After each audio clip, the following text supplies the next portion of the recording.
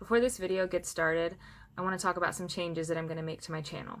So I'm going to be focusing primarily on art-related projects and things right now. I'll still have the occasional video that is related to spiritual things, that's related to being a Down syndrome parent, being, weight loss journey, all these different things that I already do make videos about, bleaching my hair crazy color, or bleaching and dyeing my hair crazy colors, all kinds of random stuff. But I'm going to be very consistent when it comes to making art videos. They're going to be posted regularly, weekly. I'm thinking probably Tuesday nights, but I'll get back to you guys on that for sure information.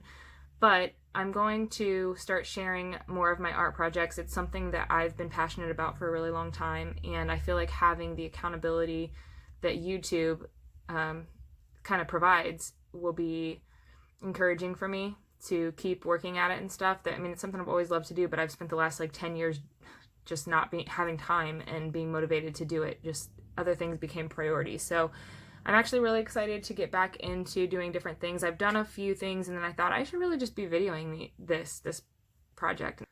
I'm also going to be selling all of my artwork because I just don't like to keep it around. I have kids, I have dogs, I don't have a ton of space in my house, and I love doing the art, but the artwork in itself is the fun part for me. Keeping it isn't really my goal. I don't want to end up with like this hoard of stuff. So it's kind of why I've named this segment Art Stash, because, well, two reasons. First of all, because I have always just had a pile of stuff that I didn't want to get rid of, and then there's been a lot of times in the past where I've actually thrown a lot of my artwork away, which is depressing because now I wish I had it.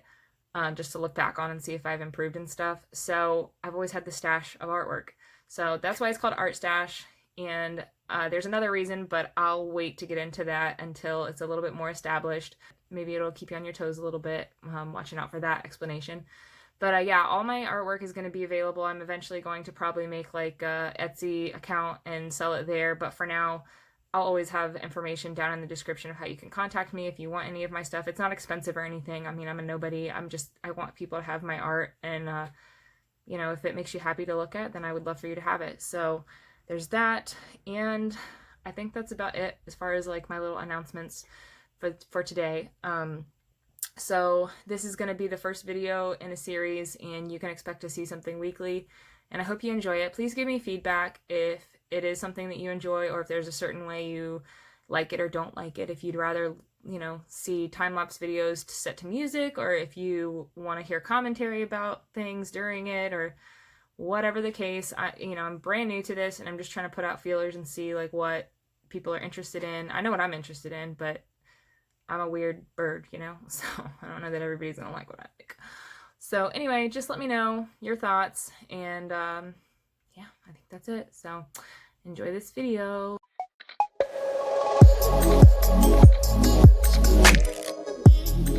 I get most of my materials from a creek near my house. These rocks were given to me by a friend, but because they're usually in a creek bed or something like that, there's sometimes moss and things all over them, so we have to scrub them pretty good. These ones I did not even realize were this white until we scrubbed them really good. So this rock specifically is a kind of memorial rock for a friend. Her mom and dad both passed away from different things, so you can see my sketchbook off to the side. Mom had passed away, I think, from heart disease, and dad was maybe pancreatic cancer. And so I kind of Googled what their ribbons look like, and then because it wasn't like a survivor story, I added the angel wings to signify that this was like a memorial thing. So I really enjoy doing these. This is the biggest one I've ever done like this. The ribbons are usually about this size, but on much smaller rocks. But it was really interesting and really scary because, as you'll see here in a moment, when you mess up, you can't really just erase paint off of a rock. So there I dropped some. There's a nice little red smudge down there. And immediately I stopped the video, and you don't see me panicking, but I went and grabbed stuff, tried to scrub it off with soap, all kinds of stuff. But eventually I learned that if you take sandpaper to it, it will kind of sand it off, and then you're kind of good to go. So that was kind of awesome, because I'm thinking I just got this huge like 40-pound rock and I ruined it already. So it was a little scary because you don't just kind of get a do-over when you screw something this big up. So this is obviously sped up. I think it's like ×4 because this work is very tedious. It's a lot of blending colors, a lot of making sure you're in lines with very tiny brushes and things like that. So it took me quite a while, but I really enjoy this kind of work. It kind of calms my brain down. I was also listening to a bunch of podcasts while this was going on, so it just is a nice time for me. So this person asked me to make this rock with a specific quote on it. You'll see later what that quote is. I thought it was a really good idea, and she intended to put it in her garden. And there also, like, later you'll see I'll put mom and dad in front of each ribbon and the dates that they had, lived and passed away. When I first started doing these rocks, it was kind of, I don't actually even remember why I did it. I might have seen it on another YouTube video and thought like, oh, that would be a cool idea and that might be in my wheelhouse, so I'll try it. So I got a much smaller rock that was probably about the size of my hand, and I was going to visit some friends that have a child with autism. And we have a child with Down syndrome, and so we kind of connect on that level, and I was like, they might really like this like awareness ribbon for autism. So I made 4 different ones because I wasn't sure what they'd like, and they were ribbons with puzzle pieces in the ribbon or behind it or like a heart in it. And I was like, this is actually pretty relaxing to do, and it's pretty easy. Honestly, it's easier for me to do it on a rock than it is on just plain white multimedia paper. So for whatever reason, I just think it looks better and it is easier for me to do, which is kind of bizarre because you think it's harder, but it's not for me. So I started making a bunch of them. I live in Ohio, and so I did a bunch of Ohio State ones, and people really seemed to like them.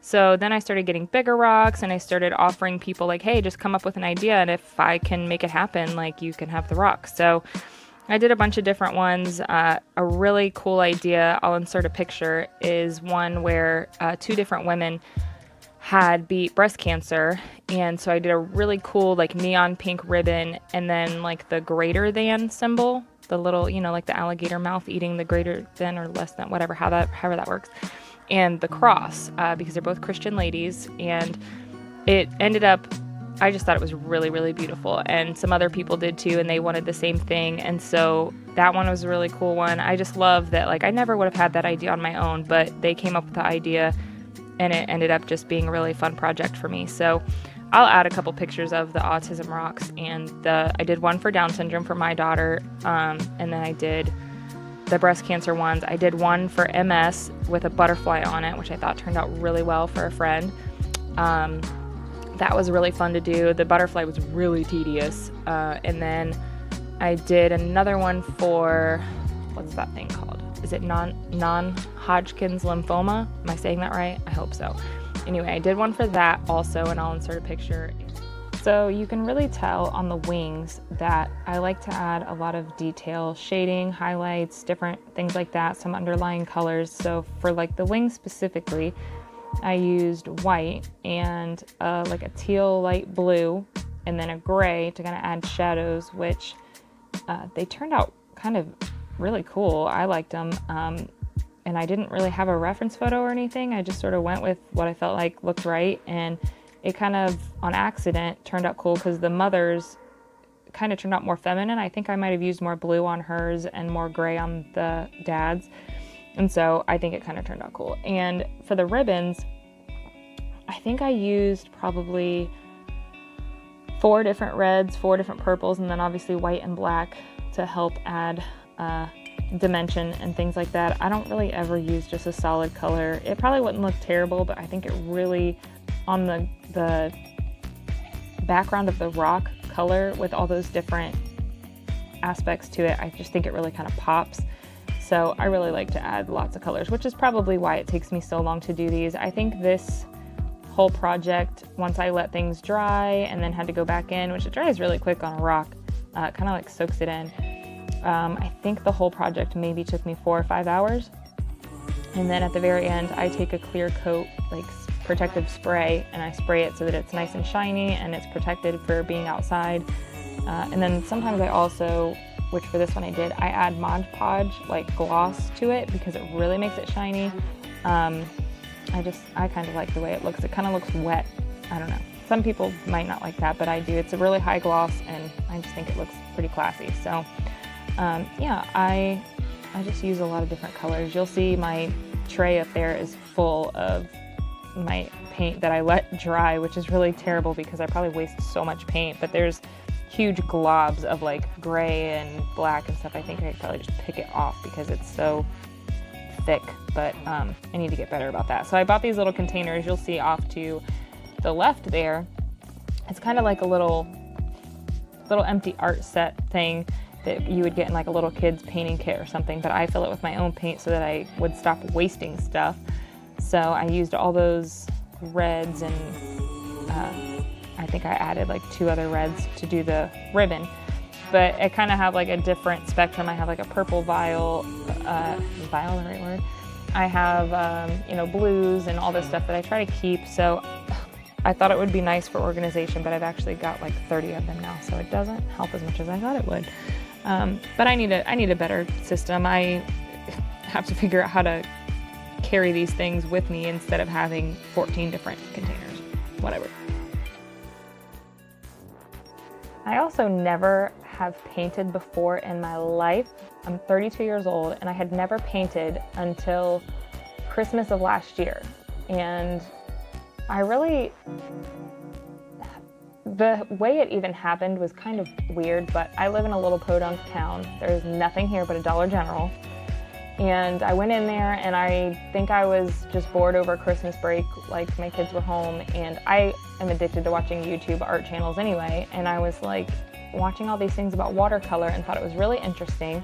So being the novice that I was, I went into the Dollar General and I bought the little $3 crappy watercolor chalky looking art set thing, and I thought it was really fun to work with. I didn't have the right kind of paper, and so then I was like, I better go buy the paper. I didn't have the right kind of brushes, so then I went out and bought the right kind of brushes. And so after I bought everything that was like needed, I spent way more money than $3, but I actually got really interested in it and found out that I wasn't horrible at it. I had always just done like sketching and drawing my whole life, and I had never really thought that I would be good at painting, but I think I might actually be better at painting than I am at sketching. So I got really into it and started making projects and gifts for other people. It just started with like flowers and things because I thought they'd be easier. And then I realized after watching a bunch of YouTube videos and things that the paints that I had were literally the worst kind of paints ever as far as watercolor. And once I got the kind that are like little, they look like little individually wrapped candies, I was like, oh my goodness, my whole world has opened up. It's incredible. So I started using those and I got really into it. And so I invested all kinds of money into these projects because I just thought they were so fun. And then thankfully I was able to give the artwork away because by this point I had just a stash of artwork that I don't keep because I don't want to, I hate clutter and I just had to get rid of things. So I would take a picture to remember it and then I would give it away as a gift or whatever. And so then I was like, well, let's try acrylic paint and see if I don't suck at that. So I bought a set over the little quarantine situation. I obviously couldn't get it in the store and they were selling out like crazy because I guess everybody had this idea that while you're in quarantine, you should probably paint pictures. So I eventually bought a set that came very late. It took forever to get here from Hobby Lobby. And I started messing around with it and I fell in love with acrylic paint because just the way it blends and it really interests me. I really like it. And so then I had the idea to start on the rocks. And so it's really strange to me that I never would have found this medium that I really, really enjoy if it weren't for a cheap little art set at Dollar General and, you know, having a quarantine and having to slow down my whole life to actually have time to paint. I always had done art when I was younger, and then once I had a boyfriend, got married, started having kids, had a job, all these different things, obviously I did not have time to just sit and draw things, especially, you know, I'd be tired at the end of the day. It wasn't like I was feeling super inspired to draw all these pictures. I just was busy. And so when life slowed down because of the whole COVID situation, it was kind of a blessing in disguise because I got to get into something that I really enjoyed doing.